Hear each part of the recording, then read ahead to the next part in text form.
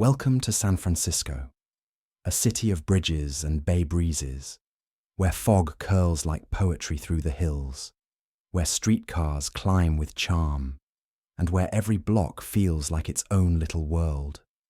This is not just a place, it is a feeling, a soft contrast between wild freedom and old soul, wrapped in sea air and sunrise. Whether you are drawn by the views, the food, or the stories in its streets, one thing is certain: San Francisco does not ask you to fall in love. It simply expects it. This is your complete travel guide to San Francisco. Everything you need to explore this captivating city with confidence, ease, and a sense of wonder. Let's begin. Most visitors arrive through San Francisco International Airport, SFO, located about 13 miles south of the city. It is well connected by the BART train system, a 30-minute ride from the airport to downtown. You might also land at Oakland International Airport, OOK, or San Jose International, SJC. From Oakland, BART can also bring you into the city. From San Jose, you'll want a rental car or a regional train, though it takes longer. Once you arrive, forget the rental car. San Francisco is compact, dense, and built for movement, but not for parking. Start with the Muni system, which includes buses, underground light rail, and the city's famous streetcars. Purchase a Clipper card or load it onto your phone to pay for all public transportation, including BART and Muni. The iconic cable cars are still in operation, running on 3 lines. They are slow, historic, and best enjoyed as a scenic ride, rather than daily transit. Walking is essential here, but be prepared. The hills are real, and they will test your calves. For longer distances, use rideshare services, ferries, or electric bikes. Just be careful when biking. The city's terrain and traffic demand attention. San Francisco's story begins with the Ohlone people, who lived in the Bay Area for thousands of years before Spanish settlers arrived in 1776. The city grew rapidly during the California Gold Rush of 1849, transforming from a sleepy outpost to a booming port.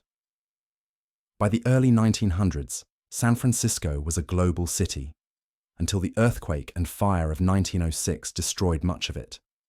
What followed was a fierce rebuilding. What rose again was not just a city, but a spirit. Through decades of immigration, innovation, and activism, San Francisco became a cultural capital. It was the birthplace of the Summer of Love, the home of Harvey Milk, the launching pad of the tech revolution, and the cradle of some of America's most important social movements.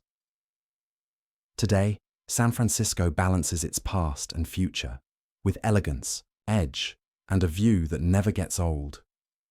San Francisco feels different from other American cities. It is thoughtful, liberal, creative, and deeply independent. It is proud of its eccentricities and protective of its communities. Locals are diverse, ethnically, culturally, and generationally. The city speaks many languages and celebrates many flags. Fashion leans casual. Dogs are everywhere. Cafes are full of people writing novels, building startups, or reading quietly in the corner. And yes, the fog has a name. It's called Carl. You'll see him rolling in around late afternoon, blanketing the city in soft grey and sweeping away the heat. Do not expect sunshine all day, even in summer. Bring layers, always, and bring an open mind. Because this city has always welcomed the bold, the different, and the dreamers.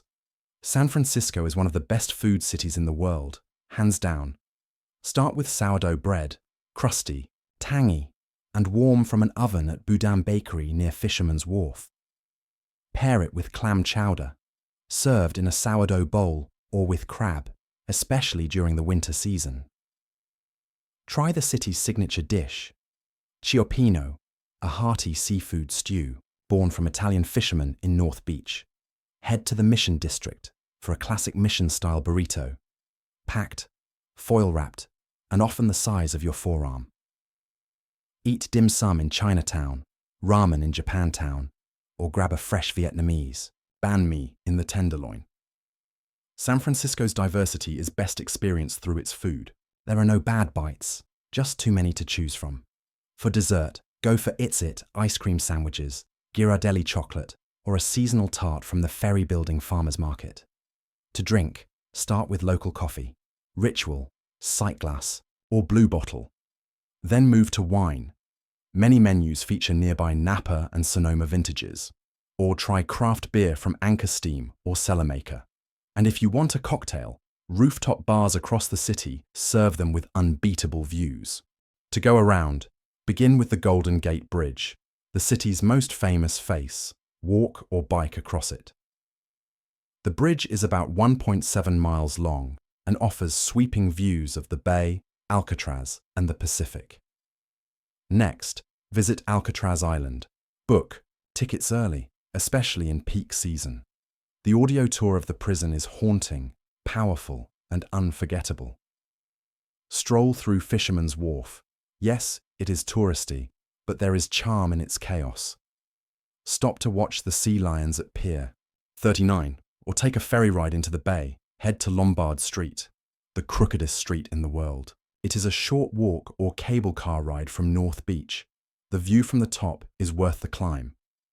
Explore Golden Gate Park, larger than Central Park and filled with gardens, lakes, trails, and even bison. Visit the DeYoung Museum or the California Academy of Sciences, complete with a living roof and an indoor rainforest.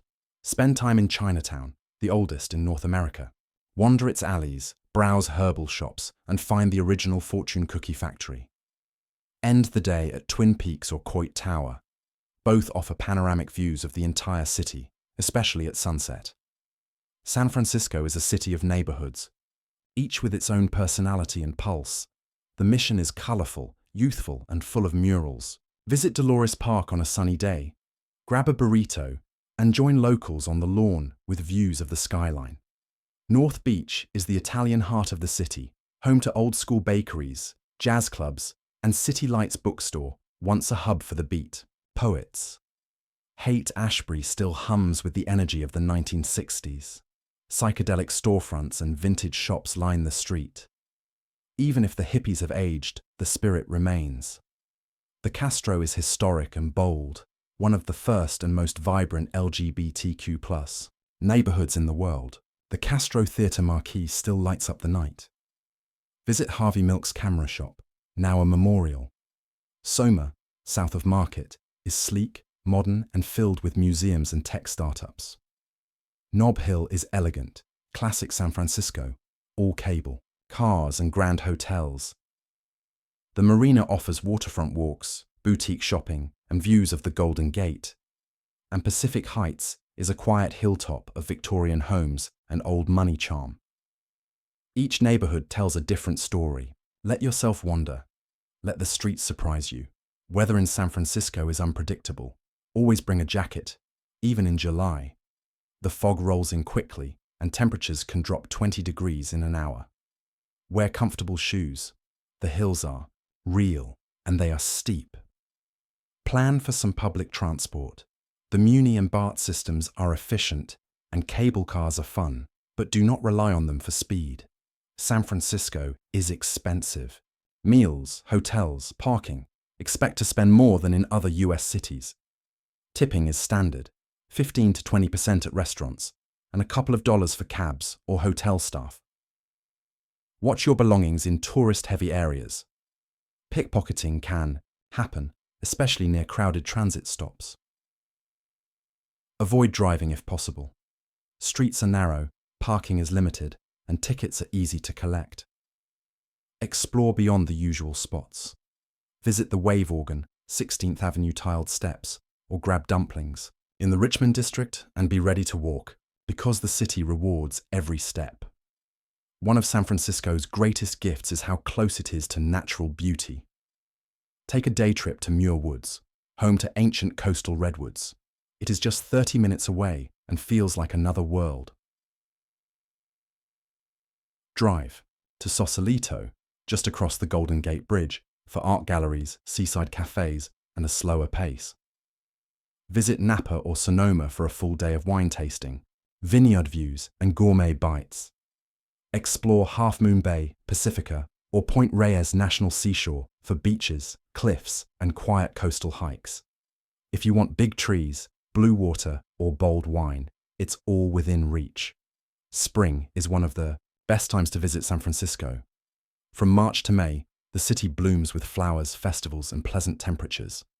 Summer is cooler than you might expect. From June to August, fog often blankets the city, especially in the mornings and evenings. Pack layers and expect crowds. Autumn, from September to early November, brings warmer, clearer weather and fewer tourists. Many locals call it the city's secret best season. Winter is quiet and damp. Rain is more common and temperatures are mild. The city sparkles during the holidays and crowds thin out. San Francisco's weather can shift in a single day, so plan activities in blocks and always dress with flexibility in mind. So why does San Francisco stay with you? Maybe it's the way the fog hugs the Golden Gate at sunrise. Maybe it's the clang of the cable car or the scent of fresh bread in the wharf.